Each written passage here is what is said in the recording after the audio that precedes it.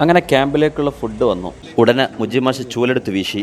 അതിനിടയിൽ അഷറഫ് സാറിന്റെ ക്ലാസിന്റെ സമാപനം നടന്നു. പിന്നാലെ ഫീഡ്ബാക്കിന്റെ പൊടി പൂരവും. കേട്ടിരുന്നവരൊക്കെ കൈയടിച്ചവരെ പ്രോത്സാഹിപ്പിച്ചു, വീണ്ടും വീണ്ടും പറയിപ്പിച്ചു.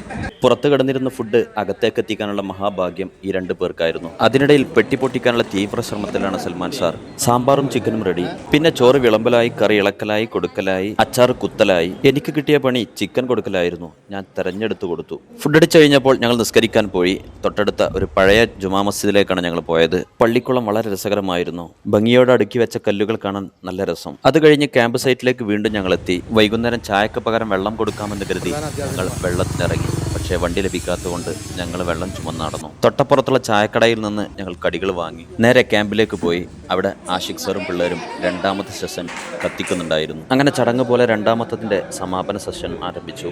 ഏത് സെഷനായിരുന്നു സൂപ്പർ എന്ന് ചോദിച്ചപ്പോൾ രണ്ടും ഒന്നിനൊന്ന് തൂക്കി എന്ന് വിദ്യാർത്ഥികൾ പറഞ്ഞു. ഇനി കണ്ണൂർ കാണാൻ ഇറങ്ങുകയാണ്. ഇതിന്റെ വിശേഷങ്ങൾ പിന്നീട്.